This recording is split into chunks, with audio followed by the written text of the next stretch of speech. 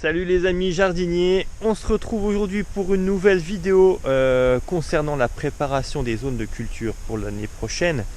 On va donc parler de compost, de broyat et d'engrais verts. Une solution qui devient de plus en plus prégnante ici dans mon terrain, les engrais verts. Et on va voir comment on les utilise, comment on utilise le broyat, le compost, les engrais verts, suivant les zones, suivant les cultures qu'on va vouloir avoir l'année prochaine. Et puis aussi pourquoi est-ce qu'on les utilise. Donc voilà, pas mal de sujets, de thèmes dans cette vidéo. Alors c'est parti tout de suite. Allez. Alors on va commencer notre vidéo avec les broyats. Donc broyats végétaux. Ici on est sur un tas en plus de matière qui est déjà décomposée, qui a déjà au moins une bonne année de décomposition. On ne l'a pas utilisé fraîche au potager. J'aurais pu, hein, mais voilà, l'occasion ne s'est pas présentée. Ce broyat est composé de feuilles, de branches broyées. Il y a eu pas mal de ronces. Vous voyez qu'ici il y a pas mal de ronces, hein. Donc on les laisse sécher, puis ensuite on les broie. Ça fait un superbe apport après, hein, ça se décompose lentement et ça fait après un bon sol. Il y a eu un petit peu de tonte, enfin bref, tous des déchets verts, des feuilles. Et c'est possible également qu'il y ait eu un petit peu de fumier de cheval, pailleux, mais pas trop, je pense, ici dans ce tas-là. Donc ce broyat, on va l'utiliser principalement pour recréer les andins pour les courges pour l'année prochaine. Alors, les andins de courges, ils sont juste derrière moi. On va aller voir ça. On avait un premier andin qui était ici. Alors bon, regardez pas un peu le bazar en ce moment à l'automne, là c'est un peu le bazar dans le potager, mais c'est pas grave, hein, tout ça sera nettoyé. Donc il y en avait un ici, il y en avait un ici, et il y en avait un dernier un petit peu plus loin. On va aller d'ailleurs voir celui là-bas parce qu'il a déjà été préparé. Alors pourquoi est-ce que j'opte pour un broyat assez carboné pour des courges qui aiment bien des sols assez azotés? Alors tout simplement parce que là-dessous, l'année dernière, on a eu énormément de fumier de cheval, avec de la paille évidemment, hein, pas que du crottin, hein. Et donc il y a déjà eu une grosse dose d'azote. On voit que l'andin qui faisait pas loin des 60 cm, eh ben, il a perdu quasiment toute sa hauteur, hein. Il reste à peine 20 cm. Et en dessous, bah, tout s'est composté. Alors là, il y a le paillage de l'été, hein, le foin. Mais en dessous, on voit que c'est vraiment du compost. Voilà, du compost super bien décomposé, bien fin. Et donc on a déjà notre base pour la culture de l'année prochaine. Maintenant, comme je vais les replanter à cet endroit-là, c'est pour les courges, c'est assez difficile de les faire tourner par rapport à la place qu'ils prennent, etc. Dans les bacs, ça sortirait des bacs et les campagnols pourraient remonter. Enfin bref, je ne trouve pas vraiment de solution pour le moment pour les mettre ailleurs. La place est encore assez limitée. Donc pour ne pas perdre en fertilité, eh ben, il faut quand même rajouter un peu de matière organique, un peu de matière. Donc on y a mis le broyat de branches que vous aviez là-bas. Et puis bah, là, comme je viens de faire une dernière tonte, j'ai remis un peu de tonte par-dessus. Mais en dessous, hein, si on regarde bien, c'est très carboné, c'est très sec. Voilà. Et tout ça va ensuite passer tout l'hiver à se décomposer. Voilà, avec un petit peu de tonte, voilà, ça équilibrera un petit coup au passage avec un petit peu d'azote, mais c'est assez carboné.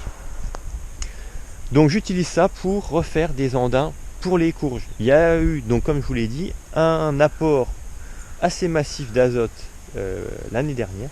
Du coup on va pas recommencer à remettre du fumier de cheval. Il y a tout ce qu'il faut en substrat en dessous. Donc là on rapporte du carbone principalement. De broyat ou de BRF convient très bien à certaines cultures. Donc je vous ai montré pour les courges, mais c'est également le cas pour d'autres légumes très gourmands comme les tomates. Alors là elles sont en fin de vie, elles sont minables, mais elles étaient vraiment mises dans un ancien tas de compost de BRF avec d'autres matières un petit peu plus azotées, mais voilà, une grosse dominance de matière carbonée. Et c'est pareil, hein, on voit que le sol ici il est très composté, hein, très noir, très léger. Voilà.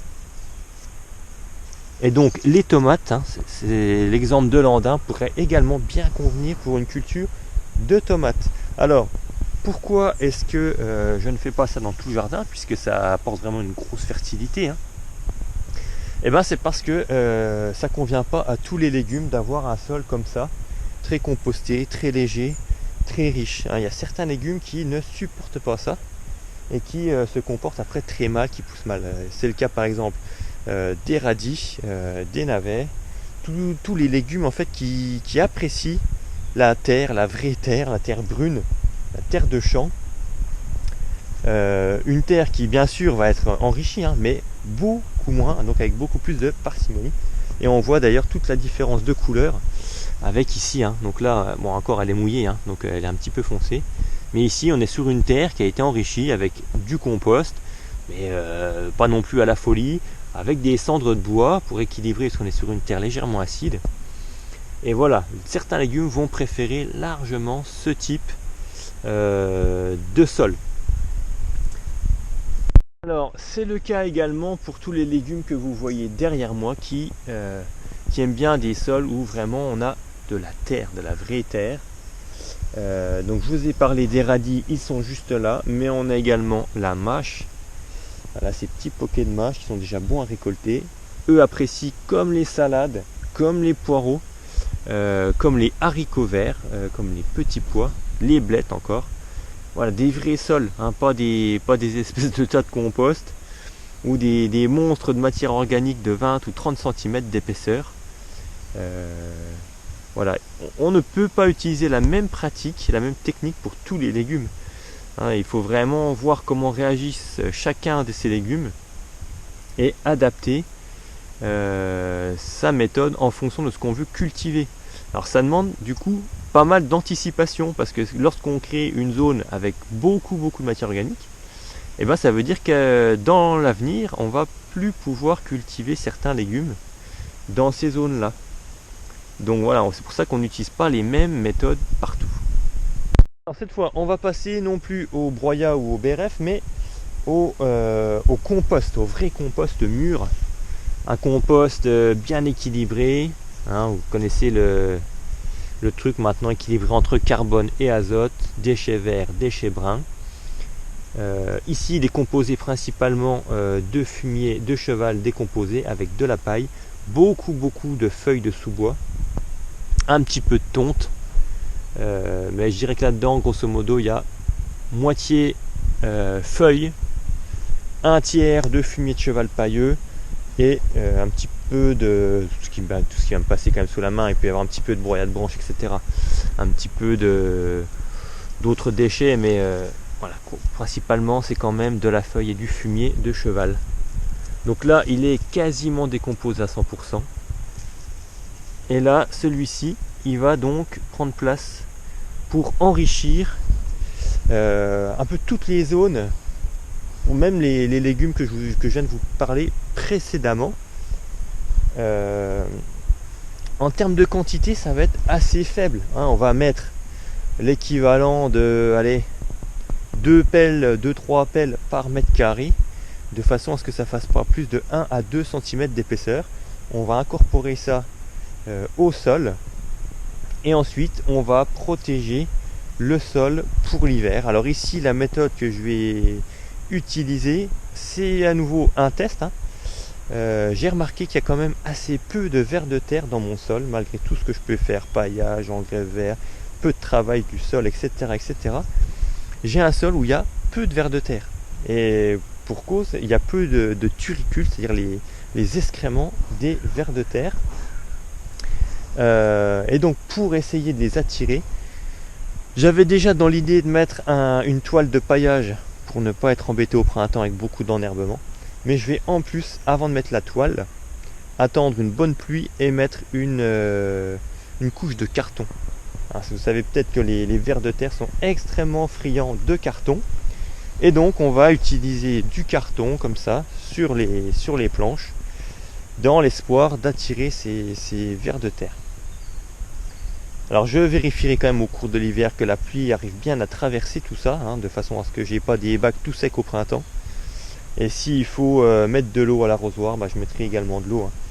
L'idée c'est vraiment de recharger la capacité du sol en eau pendant l'hiver aussi.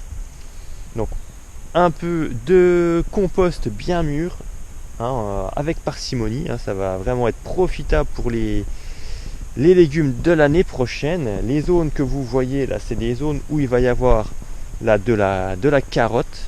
Il y aura également de la patate douce. On aura certainement aussi du maïs. Voilà des légumes qui aiment bien les terres riches, mais pas forcément trop riches non plus. Alors les amis, on va terminer cette vidéo par voilà ce qui me tient le plus à cœur en ce moment. Alors c'est l'idée du moment, peut-être que je changerai d'avis avec le temps. Mais en tout cas, voilà, ce qui me paraît le plus efficace en ce moment, c'est les engrais verts. Alors, bien sûr que maintenant ça fait quand même pas loin de 10 ans que j'améliore cette terre, ce sol, tous les ans avec beaucoup d'apports quand même, de compost, de matière, de fumier, etc. Mais voilà, j'ai l'impression que ça y est, mon sol a suffisamment de matière organique. On va pas aller non plus dans l'excès inverse. J'avais un sol pauvre en matière organique au départ, une belle structure mais pauvre.